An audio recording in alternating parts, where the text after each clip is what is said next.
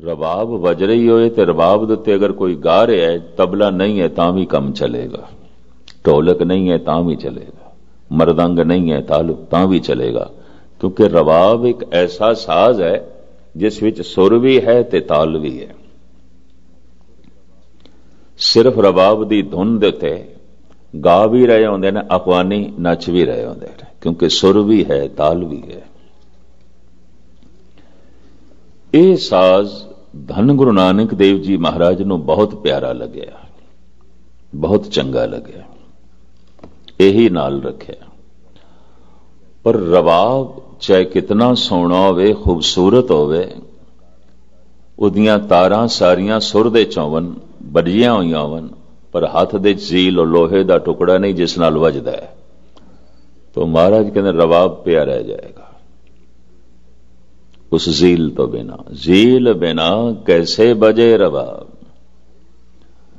कोई चीज अपने आप दे कितनी ही महान क्यों नहीं है और गुण रखदी होवे, समर्था रखदी होवे, दूसरे दे संयोग तो बिना वो अपने गुण ते कला नूं प्रगट नहीं कर सकेगी।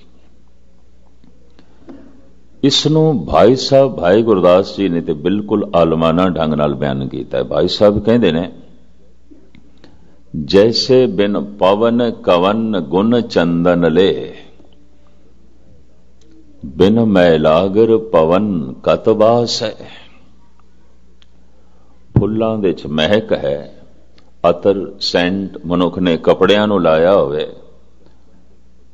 चंदन दे च खुशबू है, पर हवा ना होवे तो कुछ भी नहीं पता चलेगा।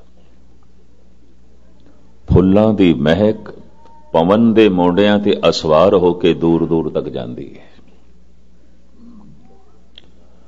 कपड़ियां नूं लाया होया अतर सेंट पवन दे मोंडियां ते असवार होके सानू मुअत्तर करदा है, दूसरियां नूं मुअत्तर करदा है।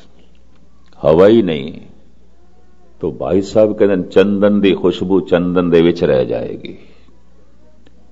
ते चंदन तां ही चंदन है कि इसकी खुशबू बाहर प्रगट होवे। ते जी खुशबू चंदन तो बाहर प्रगट ही नहीं हुई तो चंदन ते एक आम लकड़ दे च फर्क की है? फिर तो कुछ भी नहीं है। शेख सादी साहब कहते ने, ऊद गरबो ना बाशद हैजम अस्त। अगर चंदन दे च खुशबू ही नहीं है तो फिर वो एक आम लकड़ है, उसनूं चंदन कहने की लोड़ ही नहीं है। ऊद गरबो ना बाशद हैजम अस्त। लेकिन चंदन दी खुशबू जो चंदन दे विच है, पवन दे मोंडियां ते असवार होके ही दूर दूर तक फैलदी है, उंज नहीं। तो चंदन अपने आप दे कितना ही महान क्यों ना होवे, इहदी महानता नूं प्रगट करन लई पवन चाहिदी है, हवा चाहिदी है, वरना नहीं, ये अपनी महानता नहीं प्रगट कर सकेगा। पर हवा नूं भी सुगंधित होण लई, मुअत्तर करन लई चंदन चाहिए, फुल चाहिए ने, सेंट चाहिए। उंज हवा भी खुशबूदार नहीं हो सकेगी। जे हवा ने सुगंधित होना है तो चंदन ते फुल चाहिए ने, ते फुल ते चंदन ने अपनी महक दूर दूर तक फैलानी है तो फिर पवन चाहिए, हवा चाहिए। एक दूजे नूं एक दूजे दा आसरा चाहिए। ये आसरा तोड़ दिओ तो दोवें बेमैनी हो जाते हैं। दूसरी दलील दी है भाई गुरदास जी ने, जैसे बिन बोहत खेवट से ना पार परे, बिन खेवट बोहत कत बिसास है। जैसे बिन बैद औखद गुण गोप होत, बिन औखद बैद रोगे ना गरास है। जड़ी बूटियां दवाइयां च बहुत सारे गुण होंदे ने, परमात्मा ने पाए ने, ईश्वर ने पाए ने, लेकिन कोई वैद नहीं है, कोई बूटी दी सूझ समझ वाला नहीं है, तो बूटी दे गुण उस दे विच ही रह जाणगे, नहीं प्रगट होणगे। कोई इतनी कीमती जड़ी बूटी बेमैनी, किसी कम दी नहीं। मैं एक प्रत्यक्ष करिश्मा देखिया सी। काफ़ी मुद्दत हो गई अमरनाथ जा रहे सी ते गालबन 22-23 हज़ार फुट की बुलंदी दे उत्ते यह तीरथ है कश्मीर दे पिस्सू घाटी कोई गालबन 20,000 फुट उच्ची है सारा बर्फ ते चलना पैंदा 25-30 साल पुरानी गल मैं कर रहा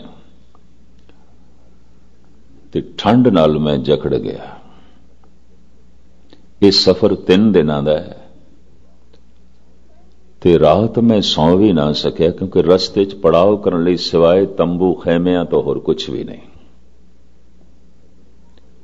भावें कपड़े मैं बड़े पाए कंबल 2-2 3-3 लेकिन ठंड ने मैनू सौण ना दिता खैमे दे तंबू दे ठंड बड़ी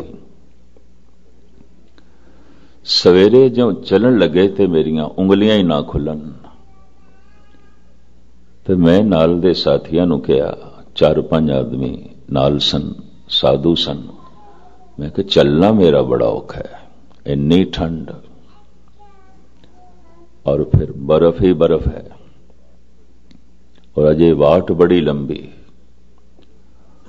मैनू कहने लगे उस सामने बर्फ दे थले एक बूटी देखदा ये तोड़ ले मैं तोड़ ली कहने लगे खा जा उन्होंने मैं खा लिया कौड़ी जरूर सी कहने लगे सिर्फ 5 मिनट खड़ा रहे फिर तू चलन जोगा हो जाएगा और मैं करिश्मा देखिया इतनी ठंड दे इतनी सीत लहर दे मैनू पसीना आ गया कहने लगे हुण चल ऐसी बूटियां वो मैनू कहने लगे जे एक दिन खा लीए 3-3 4-4 दिन भुख भी नहीं लगती फिर मैनू समझ आई है जिहड़े गंगोत्री दे बदरी नारायण दे साधु रह जाते ने सारा साल कट लेंदे ने ते कोई जांदा नहीं उस पासे गालबन 6 महीने मैं कहना बूटियां दे आसरे ते ही कटते ने ऐसा मैं अपना अंदाजा लाया मैं कि ऐसी कीमती जड़ी बूटियां लेकिन वैद जानकार तो बिना उन्हां दे गुण उन्हां दे विच ही रह जांदे ने मर जाते हैं जड़ी बूटी दे गुण प्रगट होंदे ने वैद करके पर वैद दे गुण प्रगट होंदे ने जड़ी बूटी करके एक रोगी बंदा है बीमार बंदा है वैद कोल चला जाए तो वैद ते बैठा है दवाई कोई नहीं उहदे कोल ते जड़ी बूटियां होवन दवाइयां होवन पर वैद कोई नहीं तो बेमैनी जड़ी बूटी दे गुण प्रगट होंदे ने वैद करके ते वैद दी महानता प्रगट होंदी जड़ी बूटियां करके भाई गुरदास जी कहते ने किसी भी चीज दे उत्ते निगाह मार के देखो जो वस्तु अपने गुण प्रगट कर रही है किसी दे आसरे नाल उंज नहीं साज पए ने वजंतरी तो बिना साज नहीं वज सकते कुछ भी नहीं पता चलेगा इन्हां साजां दे च की है भाई साहब कहते ने दरिया तो पार होना है बेड़ी है पर मलाह कोई नहीं ते मबा दा मलाह होवे ते बेड़ी ना होवे ते फिर किस तरह पार होवांगे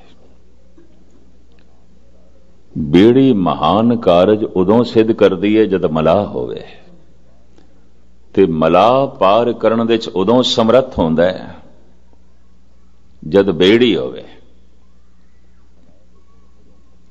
मलाह दे गुण उदों प्रगट होंदे ने तो इस तरीके दे नाल धन गुरु ग्रंथ साहब जी महाराज दी बाणी कहंदी है संसार दे तल ते असीं जो कुछ देखदे हां हर एक करते दी कृत मुथाज है अपने गुण प्रगट करन लई दूसरे दा उसनूं आसरा चाहिदा है कबीर ने इस थां दे उत्ते बहुत सुंदर प्रमाण दिते ने भगत कबीर जैसे बिन हल हर जिमी नहीं बोइए सूत बिना कैसे मणि परोइए मनुख कोल बहुत वधिया धरती है चंगी धरती है पर बीज नहीं है बोण लई तो धरती बेमैनी वधिया तो वधिया इस कोल बीज है पर धरती नहीं है तो हथेली ते सरसों थोड़ी जमदी है सिर्फ कहानियां ही ने बई हथेली ते सरसों जमा दी हथेली ते नहीं जन्मदी होंदी ਬੀਜ ਨੂੰ ਫਲ ਤੱਕ ਅਪਣਨ ਲਈ ਜ਼ਮੀਨ ਚਾਹੀਦੀ ਹੈ। ਬੀਜ ਨੂੰ ਫਲ ਤੱਕ ਪਹੁੰਚਣ ਲਈ ਜ਼ਮੀਨ ਚਾਹੀਦੀ ਹੈ, ਧਰਤੀ ਚਾਹੀਦੀ ਹੈ। जैसे बिन हर हर जिमी नहीं बोइए, सूत बिना कैसे मणि परोइए, कुंडी पिन क्या गंठ चढ़ाइए, साधु बिन तैसे अवगत जाइए, जैसे मात पिता बिन बाल न होई, बिंब बिना कैसे कपरे धोई। पिता तो बिना कोई मां नहीं हो सकती, और मां तो बिना कोई पिता नहीं हो सकता किसी बच्चे का। भगत कबीर। जैसे मात पिता बिन बाल न होई, बिंब बिना कैसे कपड़े धोई। साबण है और अच्छे तो अच्छे वाशिंग पाउडर होवन, पर पानी नहीं है, बिंब पानी। तो भाई साहब जी कहते ने साबण बेमैनी। कबीर, कपड़े दी मैल किस तरह निकलेगी। ये चंद मैं थोड़े सामने उदाहरण रखे ने, और ये उदाहरण न्याय शास्त्र दे करता गौतम ने दिते ने। कहंदे जिथे तक मैं संसार विच देखदा, एक वस्तु दूसरे दे आसरे ते खड़ी है। वो आसरा उस कोल खो लईए, वो कम करनों रह जाती है, नहीं कर सकेगी, खो जाएगी, मिट जाएगी। चाहे सूक्ष्म जगत है, चाहे अस्थूल जगत है, एक दूजे दे आसरे नाल चल रहे हैं। इस दी इन्हां ही दलीलां नूं पकड़ के कुछ एक ने कह दिता, शायद फिर परमात्मा नूं भी आसरे दी लोड़ है। तो पता उन्होंने की आख्या, नास्तिक लोगों ने, चलो परमात्मा नूं करता मन लैंदे आ, कारण नहीं है, वो कारण नहीं है। और दलील, घड़े दा करता कुमार जरूर है, कारण नहीं है, कारण ते मिट्टी है। फिर नमितो उपादान कारण, चलो मिट्टी भी होवे तां भी कुमार नहीं बना सकता, घुमदा होया चक चाहिदा है, सोटा चाहिदा जिस नाल चक घुमदा है ते घड़े बनदे ने। करता मन लैंदे आ गहणियां दा सुनार नूं, पर कारण नहीं है, कारण ते सोना है। और ना होवे सोना तो किस तरह बनाएगा। तो चलो सोना भी होवे, कारण भी होवे, तां भी नहीं बना सकेगा अगर औजार नहीं ने, निमित्त उपादान कारण नहीं है। संसार दी इस ढंग दी व्याख्या करदियां करदियां ये विचार परमात्मा तक पहुंचे। और आप सुन के हैरान होवोगे, स्वामी दयानंद जिन्हां ने आर्या समाज नूं जन्म दिता, इसे शास्त्र तो प्रभावित होकर कहंदा है, ईश्वर ते मादा दोवें अनादि ने, दोवें इकट्ठे चले आ रहे हैं। जी ईश्वर दा आद लभना औखा है, तो ये जो मादा है इसका भी आद लभना औखा है। भाव, जे सुनार दा आद दा पता नहीं चलता, तो सोने दे आद दा भी नहीं पता चलता। ये दोवें इकट्ठे चले आ रहे हैं। तो इसका मतलब एक नहीं है, दो ने। एक मादा है, एक परमात्मा है। एक वस्तुआं ने, एक सोना है, एक सुनार है। तां गहणियां दी बनतर होई है, तां गहणे आलमे वजूद दे चाहे ने। आर्या समाज इस ते खड़ा है। यही कारण है आर्या समाज दे विच कोई गूढ़े भगत रसक पुरुष नहीं पैदा हुए। ये ख्याल ही ऐसा है कि मनुख दे अंदर ईश्वर दी महानता नूं प्रगट ही नहीं आउण दिंदा। ऐसा कुमार है परमात्मा, अगर मिट्टी नहीं, घुमदा होया चक नहीं तो कुछ नहीं कर सकता, मुथाज है। और ये मिट्टी ते कुमार दोवें अनादि ने, दोवें आदकाल तो चले आ रहे ने।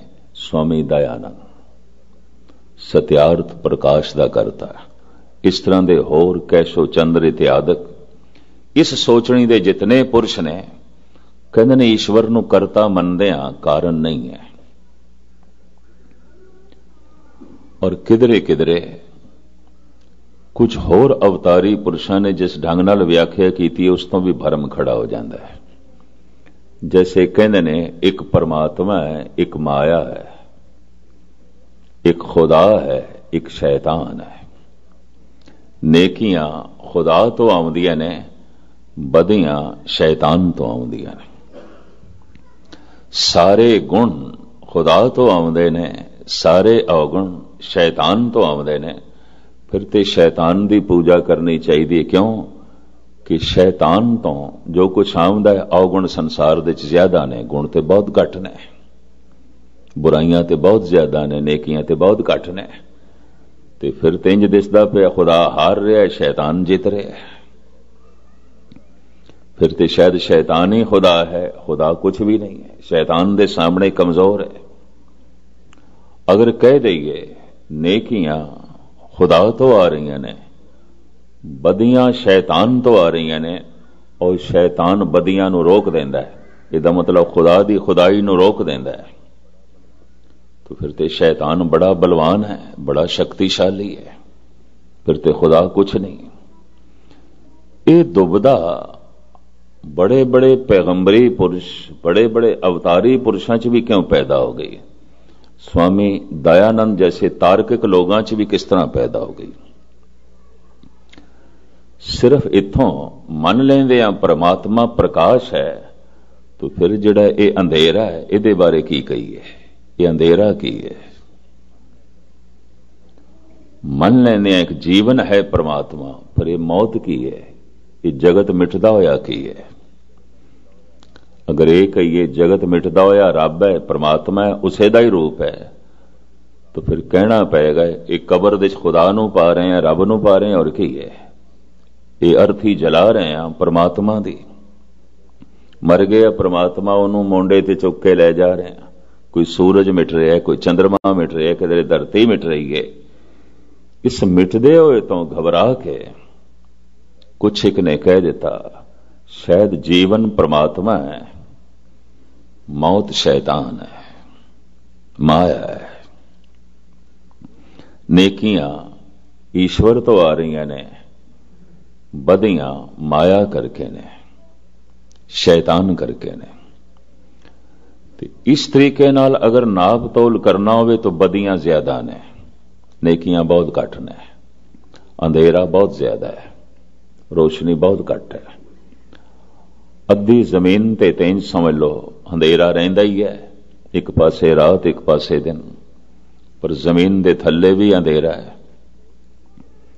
सागर दी गोद दे च भी अंधेरा है, थल्ले चले जाओ तो अंधेरा ही अंधेरा है। और की है? अंधेरा तो बहुत ज्यादा है, रोशनी तो बहुत घट है। तो जे गुणा नूं नापोगे तोलोगे तो गुण बहुत घट ने, बहुत घट ने, अवगुण बहुत ज्यादा ने, व्यापक ने, बड़े प्रबल ने। तो फिर किस तरह कहिए ईश्वर कमजोर है? महात्मा बुद्ध जैसे ने अपने चचेरे भराई नूं साफ उपदेश देंदियां कह दिता सी आनंद नूं, बहुत वड्डी भीड़ दे कोई चंगे मनुख नहीं आउंदे, और चंगे मनुखां दी कोई भीड़ नहीं आउंदी। सूत्र इस नूं कहंदे ने, दो शब्दां विच बहुत वड्डी गल कह देनी। आनंद भीड़ तो मुतासर ना होवी, बहुत वड्डी भीड़ दे कोई चंगे मनुख नहीं आउंदे, पेड़ा चाल आउंदी है। और चंगे मनुखां दी कोई भीड़ नहीं आउंदी, भाव थोड़े आउंदे ने, बहुत थोड़े आउंदे ने। तो इसका मतलब है खुदा बहुत थोड़ा है, शैतान बहुत ज्यादा है, माया बड़ी प्रबल है, ईश्वर बहुत छोटा है। हिम्मत कीती है गुरु नानक गुरु गोबिंद सिंह जी ने। आप कहते नहीं, सब कुछ उसे तो ही है। करन कारण प्रभ एक है, दूसर नाहिन को है। वो करता भी है, वो कारण भी है। रोशनी भी उसे तो आउंदी है, अंधेरा भी उसे तो आउंदा है।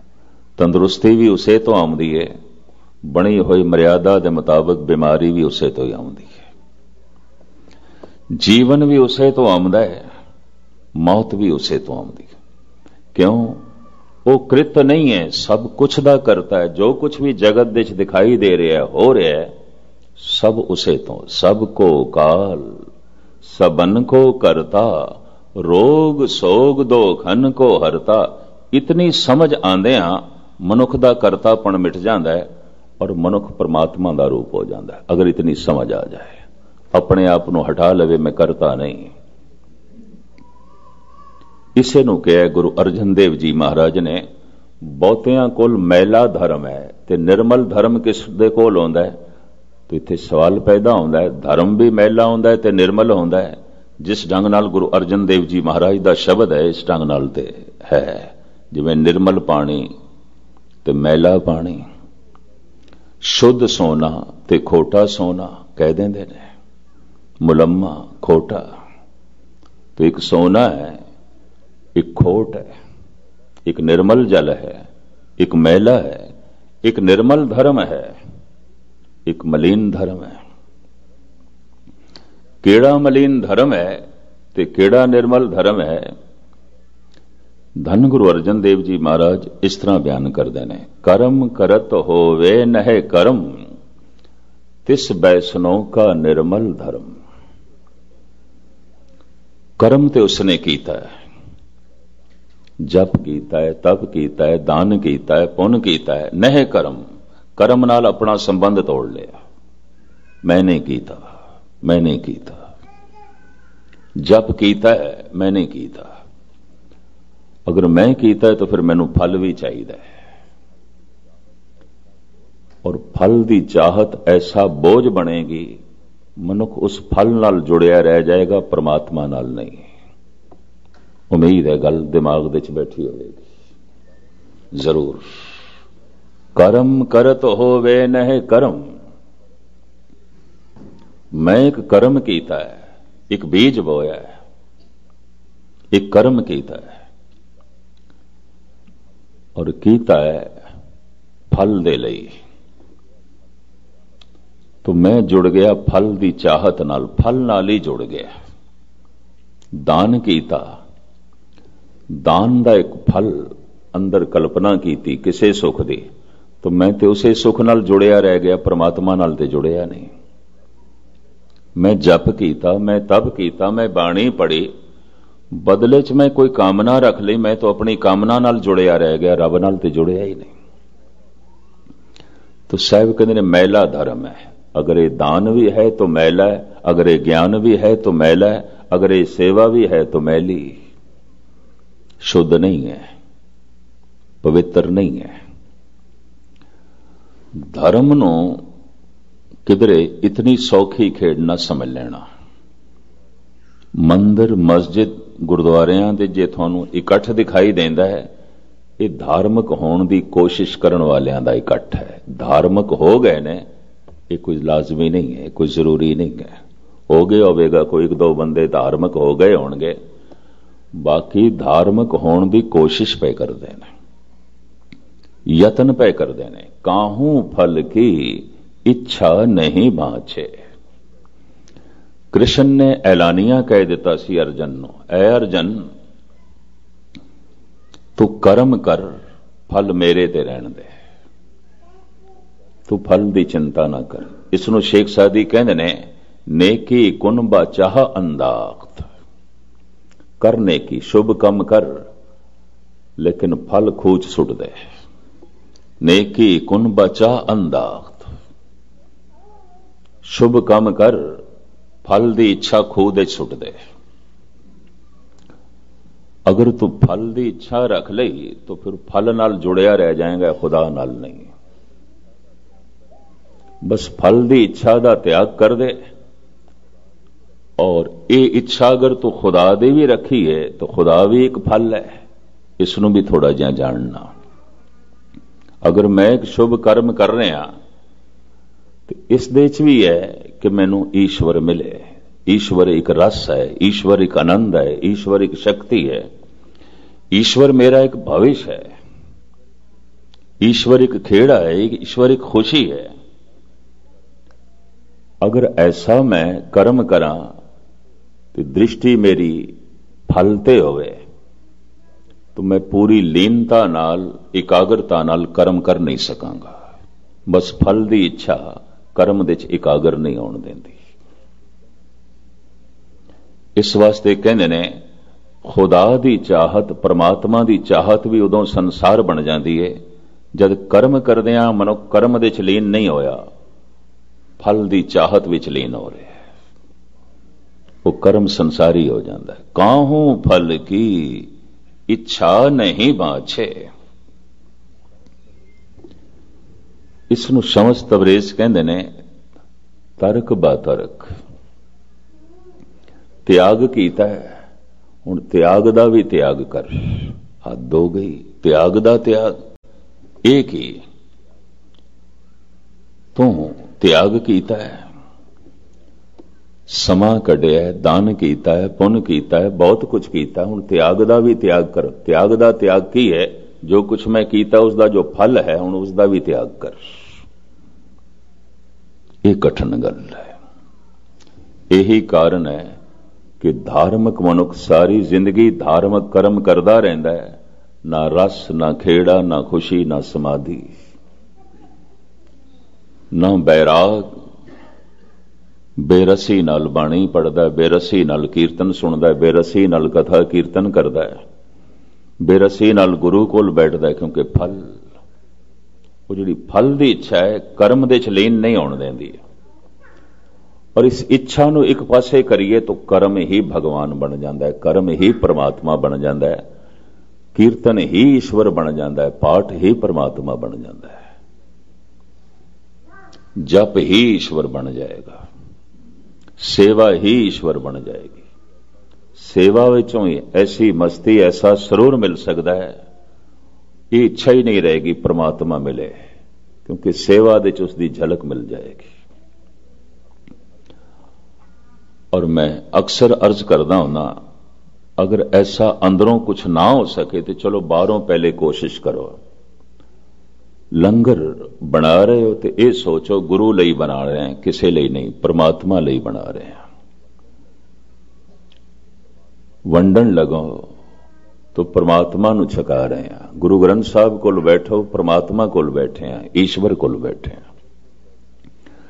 तो जद हुण ईश्वर कोल बैठे हैं तो हुण कादी इच्छा? सर्वशक्तिमान कोल बैठे हैं, अंतरयामी दे कोल बैठे हैं। हुण जे तू अपनी इच्छा सामने रख तो इदा यह मतलब है रब नूं कुछ भी नहीं पता। वो कोई सियाणी मां नहीं है जिन्हों इतना ही ना पता होवे कि इस बच्चे दी लोड़ां की ने। ये पिंगूड़े जो बच्चा पिया खेडदा पिया दी लोड़ां की ने, जिस मां नूं इतना ही नहीं पता तो शायद वो मां अखवाण दा ते फिर हक भी नहीं रखती। क्या परमात्मा नूं साडी लोड़ां दा भी नहीं पता? जे तू अपनी सियाणप उसदे अगों रखदा पिया, और अगर इच्छा रखी तो तू अपनी लोड़ां नाल फल नाल ही जुड़िया रह जाएगा और हंकार बनिया रहेगा। दान करके, ज्ञान करके, कथा करके, कीर्तन करके बार बार हंकार ते प्रगट होवेगा, निरंकार नहीं। क्योंकि तू करता बने हुए तो करता तू है नहीं, तू कृत है, उसदी कृत है। इच्छा एक पासे कर तो करता प्रगट होवेगा, ते जे इच्छा एक पासे नहीं कीती तो फिर तू ते प्रगट होवेगा, हंकार ते प्रगट होवेगा, निरंकार नहीं। इसनों कोई होर चंगे शब्द ते मैनू मिल नहीं रहे। इन्ना ही कहां, कर्म करत होवे न कर्म, कर्म ते तू कर। क्यों? तेनू कर्म करन लई, कर्म तू प्रगट कर सके, हथ दिते न, पैर दिते न, दिल दिता है, दिमाग दिता है, सारी कृत है। इस दे राही कर्म हो सकता है और कर्म तू कर सकता है। ते कर्म करन दी चूंकि समर्था उसने दिती है, इस वास्ते तू निमित्त मात्र है, तो कुछ भी नहीं है। जैसे ये मेरियां दो अखां ने, मैं बंद करके भी चल सकदा, खोल के भी चल सकदा।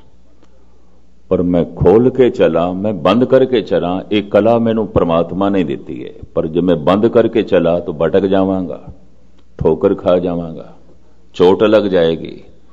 ये जो हुण मैनू चोट लगी है, इसका जिम्मेवार मैं हाँ, परमात्मा नहीं। क्योंकि अजे करतापन मेरा है। मैं अख खोल के भी चल सकता सी और चलन लग गया। सुभाव यह होना चाहिए अख खोलनी है, इसे वास्ते तो अख ते दिती है। वरना अखां की लोड़ की सी। दरख्तां नूं उसने अखां नहीं दित्तियां, पत्थरां नूं उसने अखां नहीं दित्तियां। हालांकि जीव जंतु इन्हां दे च भी मन ले गए ने, गुरबाणी ने मन्ने ने। नहीं लोड़ सी, दरख्त चलदे नहीं ने, तू चलदा है इस वास्ते तेनू अखां दित्तियां ने। ते तू आखे हुण मैं अखां बंद करके चलना है, ठोकर खा जाएगा, गिर जाएगा, चोट लग जाएगी। इस जिम्मेवारी परमात्मा दी नहीं होगी। बस इतनी सूझ समझ तू प्राप्त कर सकदा है, और तू प्राप्त कर सकदा है इतनी खुल परमात्मा ने दिती है। चूंकि खुल भी परमात्मा दी दिती हुई है, इस वास्ते मेरा कुछ भी नहीं और मैं कुछ भी नहीं, सब ईश्वर, सब परमात्मा। मेरा मुझ में किछ नहीं, जो कुछ है सो तेरा। इस अवस्था दे मनुख जद पहुंचदा है तो की शुभ की अशुभ, की शैतान ते की भगवान, सारा एक रूप दिखाई देंदा है। की अंधेरा ते की प्रकाश, सब उस एक तो आया दिखाई देंदा है। वो जो एक है, वो ओंकार है, वो सत है, वो नाम वाला है और वो करता है। पर ऐसा करता जो पुरख है, अपने कृत दे च बैठ गया। हस्ती कीटी त्रिड़लो आदंग, एक अखंडत बसे अनादंग। जी हथ उसकी किरत है, साड़ी किरत नहीं है, तो हत्थां दे च ओही है। जबान उसकी किरत है, उसकी बनतर है, तो जबान दे च ओही है। दिमाग उसकी किरत है, तो दिमाग दे च ओही है। इतना बोध आ जाए तो करतापन साडा हट जाता है, वो करता प्रगट हो जाता है। गल इतनी नहीं है। इसे नूं कहंदे ने अपना करतापन अगर प्रगट हो रहा है तो सारी धार्मिक साधना व्यर्थ जा रही है। अपना करतापन मिटदा जा रहा है तो करता प्रगट होंदा जा रहा है। बस यही सफलता है, यही सफलता जो है मिल रही है। इत्थे तक ते धन गुरु नानक देव जी महाराज ने परमात्मा दी होंद बयान कीती है। अगे आप कहंदे ने उहदा सुभाव, उहदे सुभाव विच तीन चीज़ां नहीं ने, निरभव, निरवैर, अकाल। समा नहीं है, वैर नहीं है, भय नहीं है। परमात्मा दे च ये तीन चीज़ां नहीं ने। है कि उस दे विच ये लंबी चौड़ी गाथा है, बयान नहीं की जा सकती। सारे भगतां ने कहा है वो की है, बयान नहीं कर सकते। हाँ, वो की नहीं है तो कह सकते हैं। वो की नहीं है ऐसा तो भगतां ने कह देंदे हैं, पर वो की है नहीं कह सकते। यही कारण है कि एक साइंटिस्ट के सामने अज दे युग विच एक भगत बेमै नहीं है। एक साइंटिस्ट जो कुछ कहता है, प्रूफ देंदा, सबूत सामने रखता है। एक भगत जो कुछ है उसके बारे कोई सबूत नहीं दे सकता, और सबूत प्रत्यक्ष रूप तो एक पासे बोल के भी नहीं दे सकता, बयान भी नहीं कर सकता। क्या हूं कथी कथे, कथ देखा मैं अकथ ना कथ ना जाई। जो मैं देखे मैं कह कह के थक गया, मैं नहीं कह सकता। गुरु नानक जे हो जाना, जे मैं जान भी लिया तो मैं नहीं कहना। क्यों? जान लिया तो कह दो। जे हो जाना आखा ना ही, कहना कथन ना जाई। मैं नहीं कह सकता। मेरे बयान तो परे है, मेरे कहने तो परे है, आउंदा ही नहीं मेरे कहने विच। मैं जितना कहना वो मेरे कहने तो बाहर हो जाता है, मेरे शब्दां तो बाहर हो जाता है। मैं नहीं कह सकता। इसे ने गुरु गोबिंद सिंह जी महाराज ने कहा, कहा नामक ताको कहां कह कहावे, कहा मैं बखानो, कहे मो ना आवे। मैं कह कह के थक गया, मेरे कहने च नहीं आउंदा। मैं बोल के नहीं प्रगट कर सकता, मैं बोल बोल के कुछ भी नहीं कह सकता। हुण एक प्रत्यक्ष प्रमाण भी नहीं ते बोल के भी प्रगट ना होवे तो फिर भरोसा किस तरह करिए, विश्वास किस तरह करिए, भगत दी गल ते किस तरह विश्वास करिए। दुनिया दे जितने वड्डे अवतारी पुरुष सन उतनी कठिनाई चो लंघे। कोई सूली ते चढ़दा, किसी दे बंद बंद कट्टे गए, कोई तत्ती तवी ते बैठदा है, ਕਿਸੇ ਨੂੰ ਉਨ ਠੋਕਰਾਂ ਖਾਣੀਆਂ ਪਈਆਂ। ਕਾਰਨ नहीं समझते, चाहे वो को प्रत्यक्ष प्रमाण नहीं दे सके और उदों नहीं दे सके, अज भी नहीं, कोई प्रत्यक्ष प्रमाण नहीं। अगर एक संत एक भगत नूं कहिए कोई प्रत्यक्ष प्रमाण दे, चलो बोल के ही स्पष्ट कर दे, नहीं है, इशारे ही ने, सिर्फ सारे इशारे ने। धन गुरु अर्जन देव जी महाराज कहते ने, बिसम बिसम बिसमे ही भईए लाल गुलाल रंगारे, कहो नानक संतन रस आई है, ज्यों चाख गूंगा मुस्कारे। गूंगे दी मुस्कुराहट ते दसदी है कुछ खुशी है, इसदे कोल आनंद है, पर यह खुशी किस चीज दी है उसदे कोल पूछी है तो की दसे, किस तरह बयान करे। इतना वड्डा रस, इतना वड्डा प्रकाश, इतनी छोटी जबान बयान किस तरह करे। इस वास्ते साइंटिस्ट पूज हो गया, महान हो गया, जो कुछ कहता है उदा सबूत देंदा है। भगत कहता है मैं कह के भी कुछ नहीं कह सकता, बाकी प्रत्यक्ष प्रमाण देना तो एक पासे, मैं कह के भी कुछ नहीं कह सकता। कुछ सियाणे पुरुषां नूं जिहड़े अभ्यासी होंदे ने ते अंतर्मुखी होंदे ने, उन्हां दी कुछ समझ ते पकड़ दे च गल आउंदी है ते वो इंज कह लो जीना बन जाते हैं संसार का, उन्हां दे आसरे ते कुछ बाकियां नूं प्रेरणा मिलण लग पैंदी है। तो धन गुरु नानक देव जी महाराज कहते हैं ऐसा करता है अपनी कृत दे च पूरिया होया, उहदे च भय नहीं है, उसदे च वैर नहीं है, उसदे च समा नहीं है, उसदे च है कि नहीं कुछ कह सकते, पर उस च की नहीं है। प्रथम भय नहीं है, वैर नहीं है और समा नहीं है, काल नहीं है। काल कहते हैं समय नूं, वकत नूं। परमात्मा दे च वकत नहीं है, परमात्मा दे च वैर नहीं है ते परमात्मा दे च भय भी नहीं है। सगल समगरी डरे व्यापी बिन डर करने हारा। महाराज कहते हैं भय सब थाई है, पशुआं दे च, पक्षियां दे च, मनुखां दे च, देवियां दे च, देवतियां दे च भयभीत ने, अपने अपने ढंग का भय। सगल समगरी डरे व्यापी बिन डर करने हारा। ते भय केवल मौत का ही है और किसी चीज का नहीं, किसी चीज का ही नहीं। सारी सुरक्षा मौत तो है, सारा डर मौत का है।